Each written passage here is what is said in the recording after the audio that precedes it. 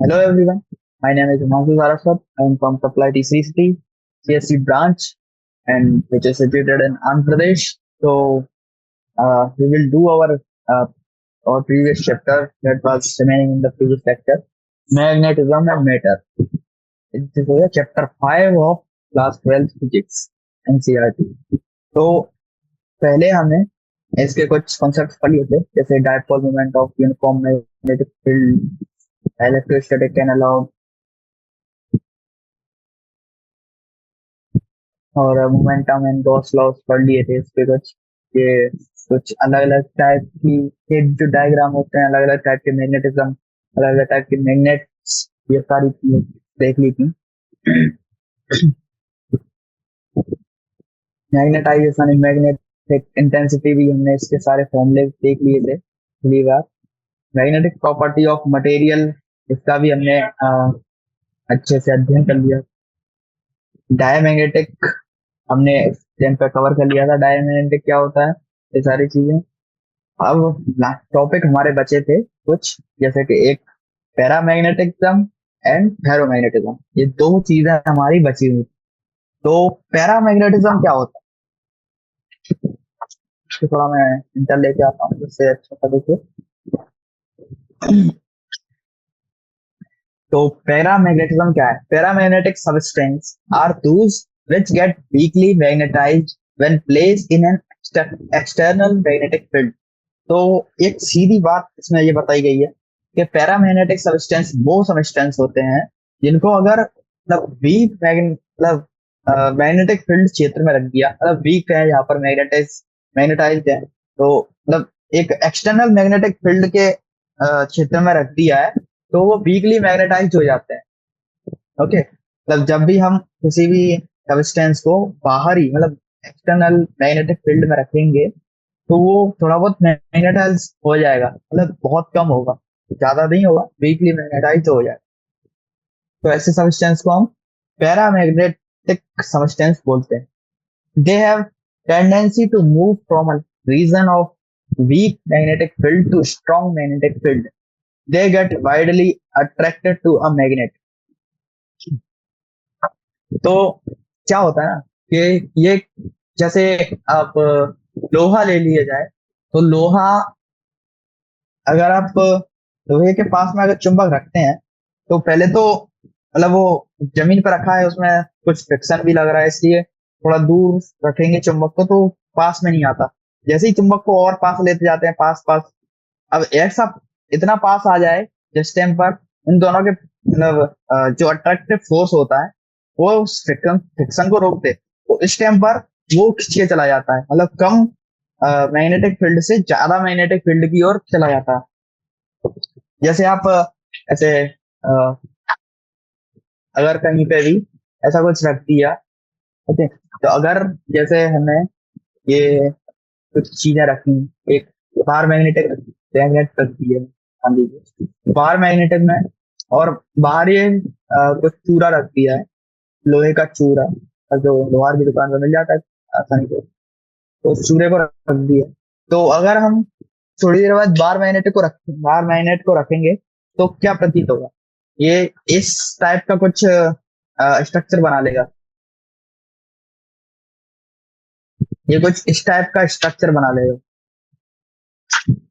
देख रहा है ना, मतलब ऐसे कुछ ये कुछ इस तरह से अरेंज हो जाएंगे। बट क्या होगा ना, ये जो ये वाला क्षेत्र होगा यहाँ पर मैग्नेटिक फील्ड ज्यादा है, ये पास वास वाला एरिया, उस साइड में ज्यादा लोहा होगा, और जो बाहर वाला एरिया है जो वाइडर है थोड़ा सा, उस टाइम पे बहुत उस जगह पे बहुत कम लोहा होगा। तो इस तरह की संरचना हमको दिखेगी अगर आप ऐसा रखते हैं तो the individual atom for ion or molecule of a paramagnetic material possess a permanent magnetic dipole moment of their own।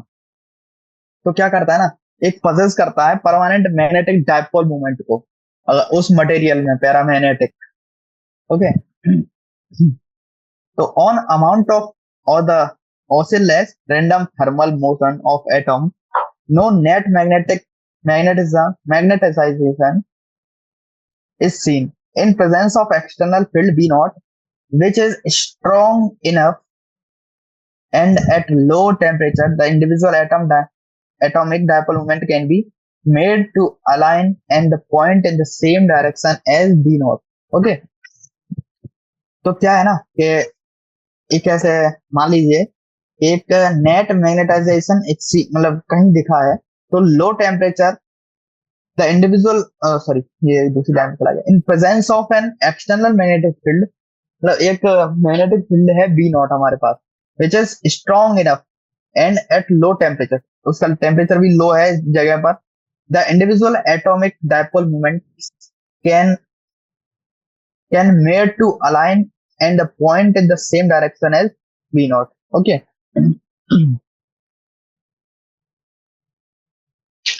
Figure 5.7b, 5.7b के तरह इसको देख लेते हैं इधर.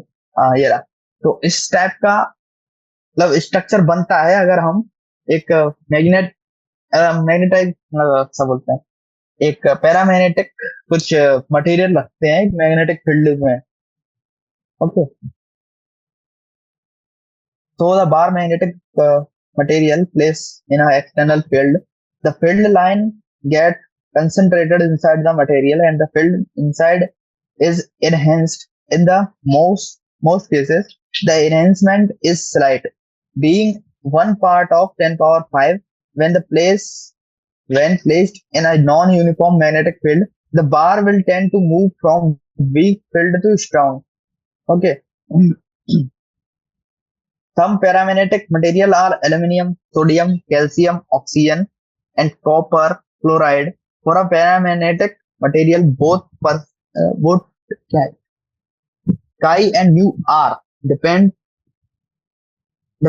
not only on the material but also in the simple fashion on the simple temperature. मतलब ये क्या है ना, जो काई और ये म्यू आ रहा है ना, ये केवल मटेरियल पर ही डिपेंड नहीं करते, कभी कभार जैसे मैंने पैरामैग्नेटिक मटेरियल्स में ये उसके टेम्परेचर पे भी, टेम्पल का टेम्परेचर जो होता है ना उस पर भी डिपेंड करते हैं.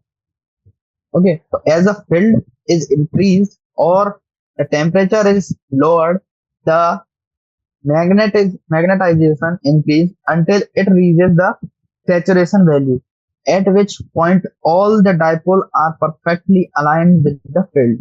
Okay, तो as the field is increase, मतलब अगर हम फील्ड को इंक्रीज करेंगे और टेम्परेचर इज लोअर और टेम्परेचर को नीचे कर दिया, मतलब या तो हम फील्ड बढ़ा सकते हैं या फिर टेम्परेचर कम कर दें, तो ऐसी परिस्थितियों में the magnetization increase until it reaches the saturation value, मतलब ये बढ़ते जाएगा मैग्नेटाइजेशन एक सैचुरेशन वैल्यू तक, एक सैचुरेशन वैल्यू पकड़ के फिर ये शांत हो जाएगा.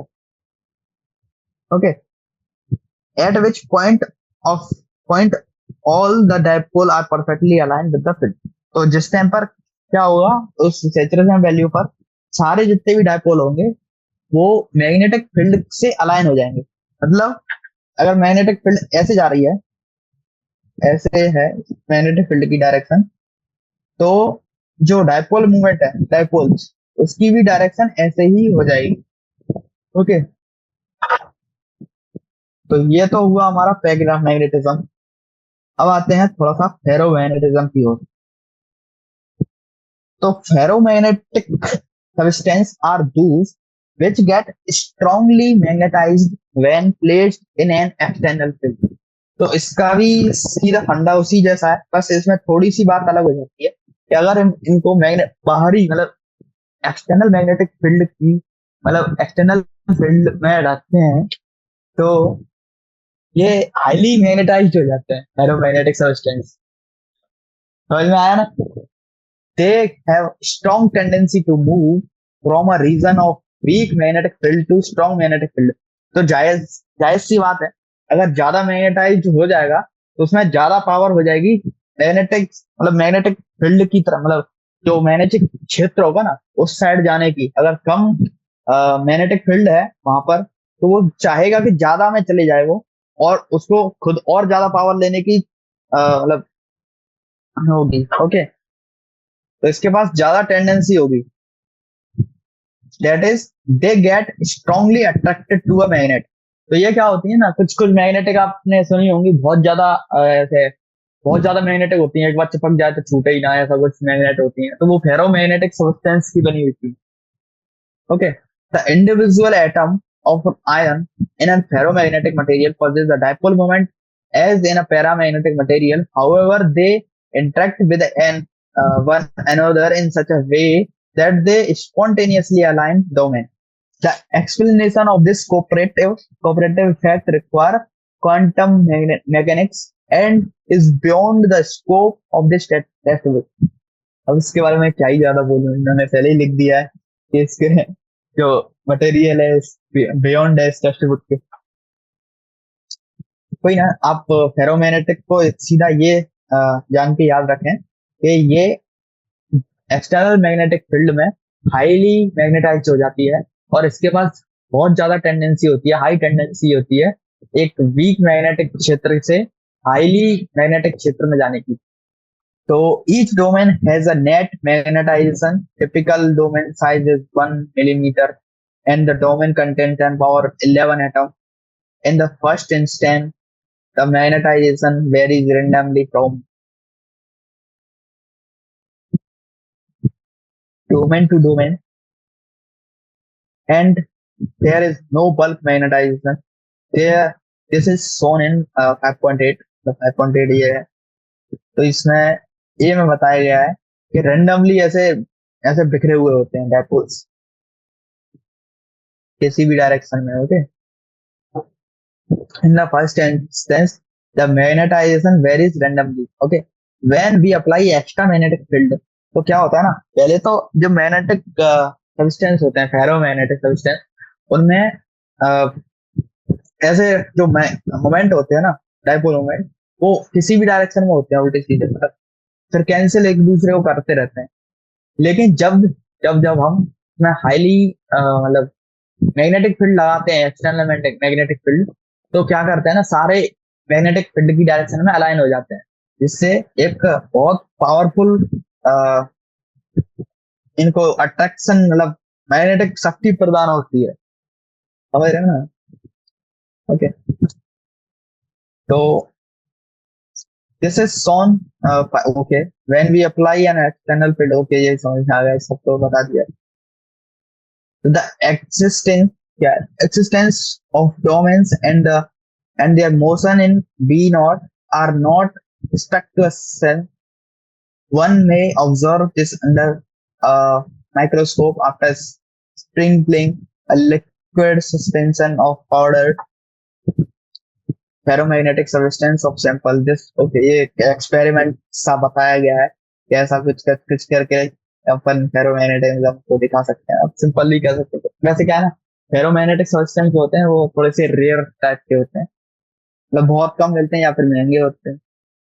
ले सकते हैं अगर की क्षमता है लेने की, तो उससे एक्सपेरिमेंट कर सकते हैं। ओके गाइस, तो इसके कुछ एग्जांपल्स भी होते हैं जैसे फेरोमैग्नेटिक के, जैसे आयरन होता है, कोबाल्ट, निकल, गैडोलियम, तब एक होता है निकोलोडियम। ओके, तो फेरोमैग्नेटिक में क्या ना, आयरन जो होता है ना वो सबसे कम फेरोमैग्नेटिक होता है। फेरोमैग्नेटिक में भी एक लेवल होते हैं ना, कोई ज्यादा फेरोमैग्नेटिक है, कोई कम फेरोमैग्नेटिक है। तो जैसा हमने आयरन को देखा होगा ना, आयरन को ऐसे मैग्नेटिक फील्ड में रखेंगे ना तो उसको एकदम से मतलब चिपकने लग जाता है वो किसी से भी। अगर ऐसा रखें कि एक साइड किसी मतलब जैसे एक मैग्नेटिक सॉरी एक आयरन का बार लिया, उसके एक साइड हमने मैग्नेट लगा दी, तो अगर हम कोई दूसरा बार ले लें आयरन का ही, तो उसको आयरन के दूसरे पार्ट से हम चिपका सकते हैं, जबकि आयरन खुद में मैग्नेट नहीं है, उसमें पावर आ गई है मैग्नेटिक। ओके, तो ये भी रखा है, the relative magnetic permittivity is greater 100 होती है ऐसे फेरोमैग्नेटिक सब्सटेंस में। The ferromagnetic property depend on temperature at high enough temperature a ferromagnet become a paramagnetic. The domain structure distinguish okay, distinguishes with temperature. The disappearance of magnetism will the temperature is gradual. Okay, तो एक इसको थोड़ा सा मतलब अगर करना चाहो इधर, हाँ हाँ हाईलाइटर ही चाहिए, तो इसको थोड़ा सा मतलब अपने हिसाब से थोड़ा नीला वीला कर दो, क्योंकि ये थोड़ा सा इम्पोर्टेंट है कि क्या होता है ना कि अगर किसी भी मैग्नेटिक चीज को अगर टेम्परेचर में लेके आते हैं, तो टेम्परेचर क्या करता है ना, उससे उसके साथ टेम्परेचर जो मैग्नेटिक क्षेत्र मतलब मैग्नेटिक पावर है ना उसकी, वो उसको गिरा देता है। अगर आयरन में अगर फेरोमैग्नेटिक शक्तियां है ना, तो उसको गर्म कर दिया तो पैरामैग्नेटिक बन जाएगा, और गर्म कर देंगे तो डायमैग्नेटिक भी बन सकता है। ऐसी बात नहीं। अभी कुछ और कुछ भी करते रहते रहते हैं अपने साइंटिस्ट। तो इसकी कुछ समरिया हैं, समरी जैसे तो science of magnetism is old, मतलब मैग्नेटिज्म तो बहुत पहले भी यूज होता था। ये जो गॉस, ये जो साइंटिस्ट हैं गॉस हैं, इसके भी बहुत सारे मतलब जितने भी हैं साइंटिस्ट, फॉरेन साइंटिस्ट, इनसे पहले हमारे ऋषियों ने भी बहुत सारे ऐसे साइंटिफिक थ्योरियां दी थी जिसमें मैग्नेटिज्म का यूज होता था। एक सुश्रुत संहिता आप अगर पढ़ेंगे कभी भी टाइम मिले तो उसमें एक इलाज बताया गया है जिसमें मैग्नेटिज्म जैसे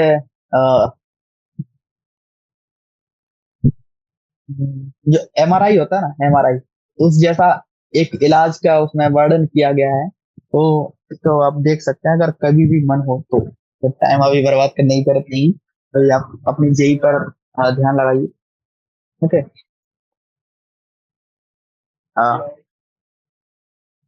अभी देखते हैं हम नेक्स्ट पॉइंट है इसमें, when a bar magnet of dipole moment m is placed in a uniform magnetic field, तो क्या होता है, the force on it is zero, force zero हो जाता है। The torque on it m into t, m cross b, its potential energy is minus m dot bj dot product है, where we choose the zero of energy at the off.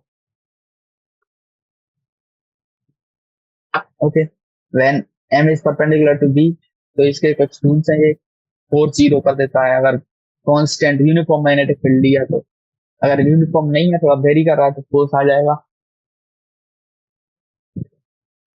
The torque, the torque में क्या है ना, direction होती है, इसलिए हमें cross product लेना पड़ता है।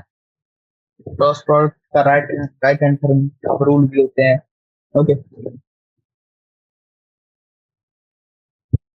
और क्या है, consider bar magnetic. Okay, consider bar magnet of size L and magnets take moment m at a distance r from the its midpoint, तो इसके लिए एक फॉर्मूले हैं, along axis, along equator। Okay,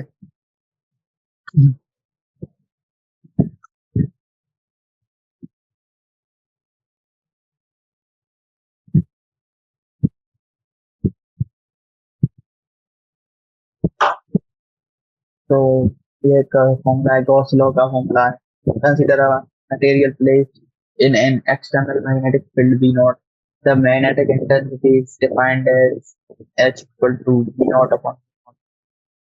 okay, तो इसी तरह के ये कुछ समरी है, ये इसकी मतलब डायमेंशन वाइमेंशन इसकी बहुत सारी, जैसे तो परमेबिलिटी ऑफ फ्री स्पेस के लिए म्यू नॉट है, स्केलर है, डायमेंशन, इसको आप एक बार देख सकते हैं जैसे,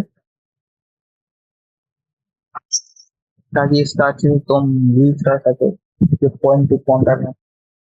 तो इसका सबसे पहला क्वेश्चन आता है, अ short bar magnetic magnet placed with its axis at 30 degree with a uniform external magnetic field of 0.25 t test. Okay, experiment experience a torque of magnitude equal to 4.5 into 10 power minus 2 joule. What is the magnitude of magnetic moment of the magnet? Okay. तो एक तो क्या है ना, आपको इसमें question जो होंगे ना, इनमें आपको एकदम कूल रहना है सबसे पहले तो कूल रह के ही आप ऐसे क्वेश्चन को जल्दी कर पाओगे। ओके, तो सबसे पहले क्या है ना, इसमें ये देखिए कि क्या क्या आपको दिया गया है। तो इसमें से बहुत सारी चीजें आपको दे दी गई, जैसे कि एक बार मैग्नेट प्लेस विद मतलब इधर है, हाँ, ये 30 degree with the uniform external magnetic field. जैसे ये मैग्नेटिक फील्ड की डायरेक्शन है, ये मैग्नेटिक फील्ड है। तो इसने बोला है कि 30 डिग्री पे एक मतलब एक मैग्नेट प्लेस्ड है, ऐसे बार शॉर्ट बार मैग्नेट, ये को माना जाए तो ये 30 डिग्री का एंगल बना रही है। तो ऐसा कुछ रखा हुआ है। और क्या दिया है, मैग्नेट्यूड ऑफ मैग्नेटिक फील्ड दे रखा है बी इक्वल टू 0.25 टेस्ला दे रखा है टी। ओके, तो ये भी दे रखा है। और क्या दे रखा है, अ टॉर्क ऑफ, तो इसमें और भी बहुत सारी चीजें दे रखी हैं। जैसे एक दिया है ये मैग्नीट्यूड इक्वल टू, इसका मैग्नीट्यूड दे रखा है क्या है, टॉर्क का। तो टॉर्क का मैग्नीट्यूड दे रखा है, what is it, 4.5 to 10 power -2। ये टॉर्क का मैग्नीट्यूड है। What is the magnitude of magnetic movement, अब मैग्नेटिक मूवमेंट का फॉर्मूला निकालना। मैग्नेटिक मूवमेंट क्या होता है, अब अब टॉर्क का फॉर्मूला लगाया जाए, टॉर्क में क्या होता है, एम क्रॉस बी होता है ना, M cross B, torque equal to, तो हम इसी का यूज करेंगे। मैग्नेटिक मोमेंट हमें निकालना है, पी भी दे रखा है। तो इसका देखो, पी इक्वल टू, और 30 डिग्री पे रखा हुआ है, तो एम क्रॉस बी मतलब M into B into sine theta. Okay, okay, तो M B cross sine theta use होगा। तो टॉ टॉ कितना दिया है, टॉ दिया है जो 4.5 into 10 power -2, 4.5 into 10 power -2 equal to M कितना दे रखा है, एम निकालना है, sorry, M into sine theta क्या है, 1/2 30 डिग्री दैट इज, और 0.25। ओके, इसका यूज करेंगे अपन, तो इसको, ये 1/4 है, तो ये टोटल 1/8 हो गया।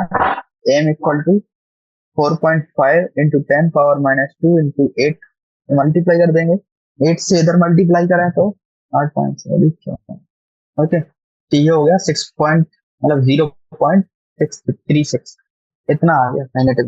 ओके, ओके, तो नेक्स्ट क्वेश्चन हम करेंगे अभी, a short bar magnet of magnetic moment M equal to, तो एम दे रखा है इसका, M equal to 0.32 joule T minus, तो ये एम दे रखा है, इस placed uniform magnetic field of, तो बी दे रखा है 0.15 T. If the bar magnet, if a bar is free to rotate in the plane, okay, rotate के लिए फ्री है plane, which orientation would correspond to its, okay, तो A है stable and, A है stable, दूसरा है unstable equilibrium. What is the potential energy of magnet, sorry magnet to each case. तो इसमें बोला गया था, मतलब एक पिछले लेक्चर में मैंने बताया था कि सबसे लीस्ट वाली क्या होती है मैग्नेटिक एन, -mb, और सबसे हाई वाली क्या होती है, +mb। और इन दोनों के मैग्नीट्यूड को लेने के लिए अगर माना जाए कि m क्रॉस b है, तो माइनस कैसे आ सकता है, माइनस कब आएगा, जब हम इसको जो साइन थीटा होगा, m dot m into B होता है ना, sorry, m dot B sine theta equal to -mb करें, तो साइन थीटा इक्वल टू -1 कब होता है, तो उस एंगल को हमें ले लेना है। तो साइन थीटा -1 कब होता है, तो -270 डिग्री पे। ओके, या फिर ऐसा बोल सकते हैं 3 पाई बाई 2 पे, अरे यार, ओके, 3 पाई बाई 2 पे हो जाता है। तो एक तो ये हो गया सबसे अनस्टेबल वाला। स्टेबल के लिए स्टेबल, ओके। स्टेबल के लिए क्या करना है, इसको प्लस एम बी करना पड़ेगा। ओके, प्लस एम बी के लिए करना कि ओके, तो सबसे पहले क्या था, थोड़ा सा मिस्टेक हो गया था। तो in the stable equilibrium the bar magnetic is aligned to the magnetic field. तो क्या होना चाहिए स्टेबल इक्विलिब्रियम के लिए, कि जो बार है वो मैग्नेटिक फील्ड के अलाइन होना चाहिए, मतलब थीटा इक्वल टू 0 डिग्री होना चाहिए।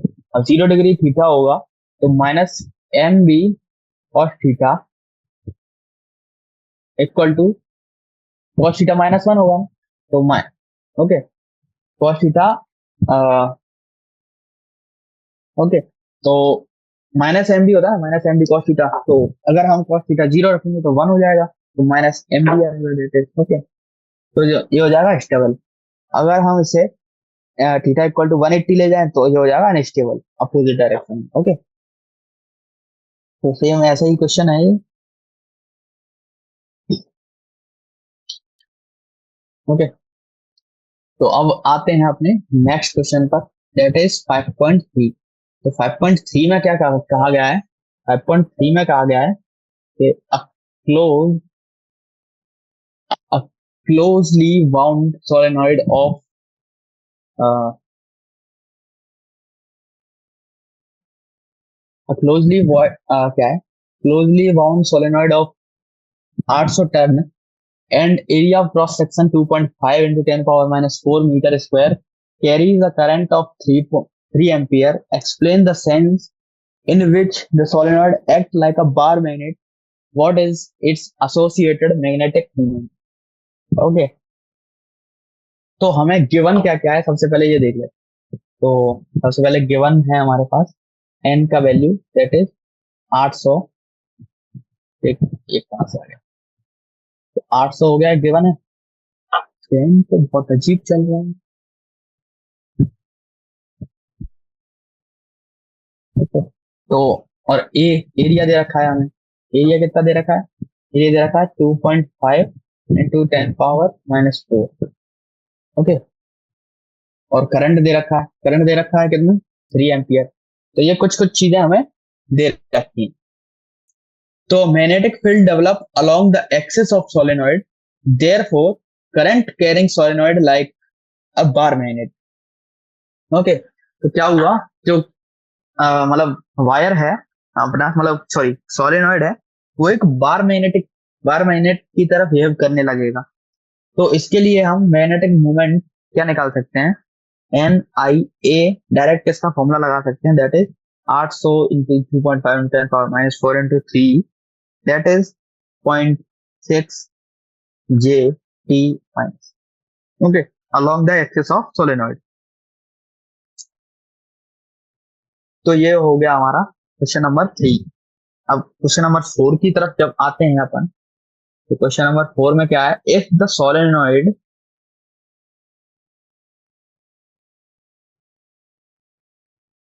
तो क्या है ना, if the solenoid in exercise 5.5, ठीक है, एक्सरसाइज 5 इधर है, पहले वाले में क्या गजब आदमी है। ओके, तो क्या है ना, इस in exercise 5.5 is free to turn about vertical direction and a uniform horizontal magnetic field of 0.25 T is applied. What is the magnitude of torque on the solenoid when its axis makes an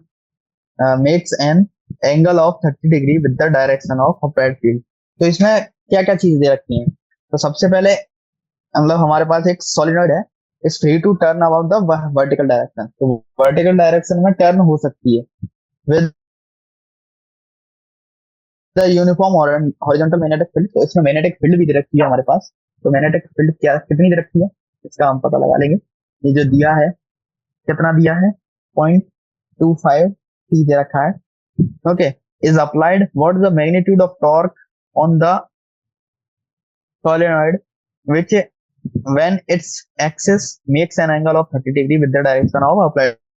तो अगर 30 degree vertical से करें तो इसकी magnetic moment कितना होगा ये हमें ज्ञात करना है। ओके, तो इसके लिए क्या करना पड़ेगा कि the angle between the axis of solenoid and the magnetic field is they रखा है 30 डिग्री।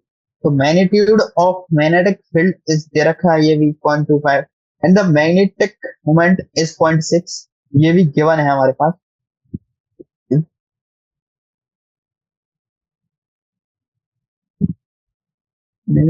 हाँ मतलब 5.5 में जो चीज है ना उसी को लेना पड़ेगा हमें। तो 5.5 के अनुसार ये मतलब एक्सरसाइज 5.5 में एक पीछे एग्जांपल निकला था उसकी बात कर रहे हैं ये लोग। ओके, तो 5.5 में 0.6 दे रखा था इसका magnetic moment. The torque on a solenoid is given by, तो टॉर्क तो आप जानते ही हो, टॉर्क क्या हो जाएगा M into D sine theta. तो इसका वैल्यू हम निकाल लेंगे।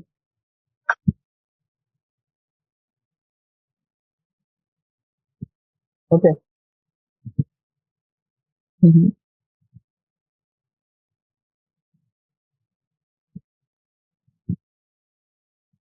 अब आते हैं 5.5 अपना क्वेश्चन नंबर 5.5, एक्चुअल 5 तो एक्चुअल 5.5 क्वेश्चन क्या है। क्वेश्चन है a bar magnet of magnitude magnetic moment, इसका कुछ मतलब अमाउंट दे रखा है। इसका अमाउंट दे रहा है at bar magnetic of moment magnetic moment is 1.5। One कितना अरे यार ट्रेन चली जाती है।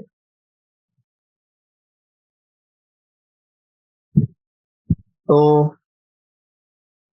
क्या दे रखा है हमारे पास कि एक तो 1.5 का 1.5 का हमारे पास मैग्नेटिक मोमेंट दे रखा है, दैट इज एम दे रखा है। ओके, और बी भी दे रखा है, बी है टू 0 पॉइंट अरे गलत जगह 0.22। आज क्या है मेरे पास पेन और जो पैड है मेरा वो थोड़ा लोकल वाला है, समझते हैं। तो पहला क्वेश्चन है इसका, इसके दो पार्ट हैं इसके। तो what is the amount of work acquired by an external torque to turn a magnet so as to align its magnetic moment. तो इसको मैग्नेटिक मोमेंट को अलाइन करने के लिए इसको वर्क डन कितना करना पड़ेगा ये निकालना है। तो इसका डायरेक्ट फॉर्मूला होता है हमारे पास W equal to minus of M B cos theta one minus cos theta two. मतलब किसी थीटा वन से थीटा टू में जाने के लिए कितना वर्क करना पड़ा, ये इसका अनुपात है, मतलब इसका इसके बारे में दिया जाता है। ओके, तो फर्स्ट थीटा वन क्या है 0 डिग्री अलोंग द फील्ड, और सेकंड थीटा है 90 degree perpendicular to the field. तो zero cos theta, zero zero का वन, सेकंड है 90 डिग्री, तो theta two minus theta one है ना। तो क्या होगा,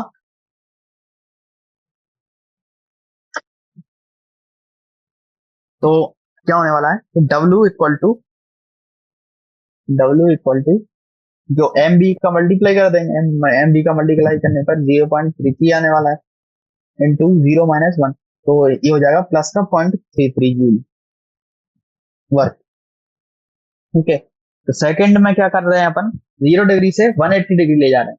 तो 180 में क्या है ना, दोनों ही जीरो होते हैं, सॉरी वन क्या बोलते हैं कॉस 180 भी जीरो होता है, सॉरी वन होता है, लेकिन हाँ कौन कॉस 180 भी वन होता है, कॉस ये भी वन ही होता है। तो एक्चुअली क्या होगा ना, ये हो जाएगा प्लस हो जाएंगे दोनों, क्योंकि माइनस माइनस है ना, तो ये माइनस का होगा, ये माइनस का माइनस माइनस प्लस हो जाएंगे होंगे।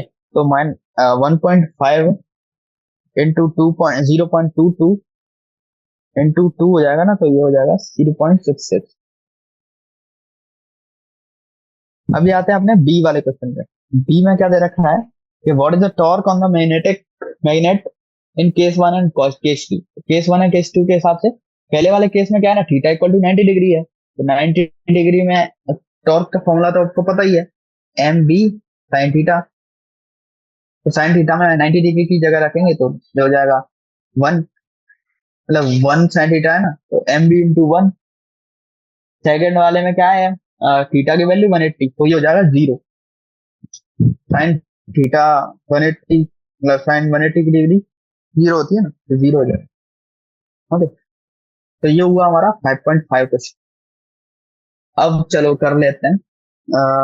सबसे पहले 5.6 में क्वेश्चन है, a closed bound solenoid of 2000 turn and area of cross section is 1.6 into 10 power minus 4 meter square carrying a current of 4 ampere is suspended through its center allowing it to turn in a horizontal plane. Okay, तो हमारे पास क्या है, एक तो n का value दे रखा है, दैट इज 2000, और एरिया दे रखा है 1.6 into 10 पावर माइनस 4, और करंट दे रखा है 4 एम्पियर। तो हमें निकालना क्या है, what is the magnetic moment associated with the solenoid. तो इसको निकालने के लिए क्या करेंगे अपन, एक तो ये एन दिया है, ए दिया है और आई दिया है, तो मैग्नेटिक मोमेंट का सीधा फॉर्मूला होता है एन आई ए। एन आई ए, एन आई ए मतलब कुछ सीक्रेट खुफिया एजेंसी जैसा नाम लग रहा है, मतलब है एन आई ए। ओके, तो 2000 into 4 into 1.6 into 10 power minus 4, ये क्या हो जाएगा, 1.28 मतलब एम्पियर मीटर स्क्वायर। ओके, ये हो गया। द डायरेक्शन ऑफ मतलब जो मैग्नेटिक मूवमेंट है is along to the axis of the solenoid in the direction of related, in the direction related to the sense of current via the right handed screw rule. तो right handed thumb rule जो होता है ना, screw rule, उसके अनुसार हम इसकी direction निकाल सकते हैं। ओके, अब आते हैं अपने बी वाले क्वेश्चन में। बी में दे रखा है कि हमें थोड़ी सी चीज निकालनी पड़ेगी, what is the force and the torque on the solenoid if if a uniform horizontal magnetic field of इतना दे रखा है, setup at an angle of 30 degree with the axis of solenoid. तो मतलब अगर एक मतलब एंगल, विशेष एंगल पर हम मैग्नेटिक फील्ड लगाया जाता है तो क्या चेंज आएगा टॉर्क एंड वॉर्क में, ये बोला गया। फोर्स एंड टॉर्क में क्या चेंज आएगा, तो यूनिफॉर्म मैग्नेटिक फील्ड अप्लाइड कितना रहती है, ये है हमारे पास P equal to 7.5 into 10 power minus 2, point लगा हुआ है, और एंगल है 30 degree. Since the magnetic field is uniform on the solenoid, the force acting on the solenoid is 0 degree. Torque is given by tau equal to M B sine theta, तो torque हम सीधा यहाँ से निकाल लेंगे M B sine theta से, तो M दे रखा अभी निकाला था, एम निकाल लिया, बी से मल्टीप्लाई कर देंगे, साइन थीटा जो 30 डिग्री है उससे मल्टीप्लाई करेंगे, तो एक्चुअली फाइनल आंसर आएगा 0.048 जूल। ओके, और इसकी डायरेक्शन जो होगी वो होगी along the direction of magnetic field B, तो जो बी की डायरेक्शन है वही इसकी डायरेक्शन। ओके, अब आते हैं 5.7, वो की बहुत ज्यादा सिंपल क्वेश्चन है। Short bar magnet short bar magnet has a magnetic moment of 4.8 joule T. Give direction of magnetic field produced by a magnet at a distance of 10 centimeter from the center of magnet on the axis. तो इसमें दो चीज दी गई है, सबसे पहले एक axis पर, दूसरा इक्वेटोरियल लाइन पर। ओके, तो ए में हमारे प्लेन, मतलब सबसे पहले क्या क्या दिया है, एम दिया है 0.48 और डी दिया है 10 सेंटीमीटर, दैट इज 0.1 मीटर। तो पहला है ऑन एक्सिस, तो ऑन एक्सिस के लिए डायरेक्ट फॉर्मूला हमारे पास उपलब्ध है। अरे यार, ओके, डायरेक्ट फॉर्मूला हमारे पास क्या था, B equal to mu nought two M upon 4 pi D T. Okay, तो इसका फॉर्मूला हम लगाएंगे। फॉर्मूला लगाएंगे तो फॉर्मूला लगाने के तुरंत बाद हमारा आंसर आ जाएगा 0.9। अरे यार, 0.96 इंटू 10⁻⁻4। तो आपके पास सारी वैल्यूज हैं। तो म्यू की वैल्यू आपको पता ही होगा। म्यू का वैल्यू होता है 10⁻⁻7। Okay, sorry, mu upon 4 pi epsilon not. ये इतनी बड़ी वैल्यू होती है 10⁻⁻7। ओके, तो अभी इक्वेटोरियल के लिए निकालना है। इक्वेटोरियल के लिए निकालना है तो थोड़ा सा फॉर्मूले में चेंज आएगा। चेंज कितना आएगा? चेंज आएगा केवल एम। ये 2m था ना, अभी m होगा केवल। तो इसमें 2 से डिवाइड दे दें, सीधा आ जाएगा। अपना 0.96 था ना अभी, तो 0.96 की जगह पर हमारा आ जाएगा 0.48 इंटू 10⁻⁻4।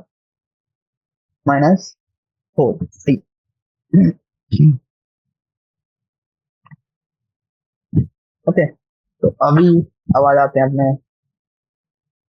ये जो क्वेश्चन है ना 5.8, तो उस क्वेश्चन को देख लेते हैं थोड़ा सा।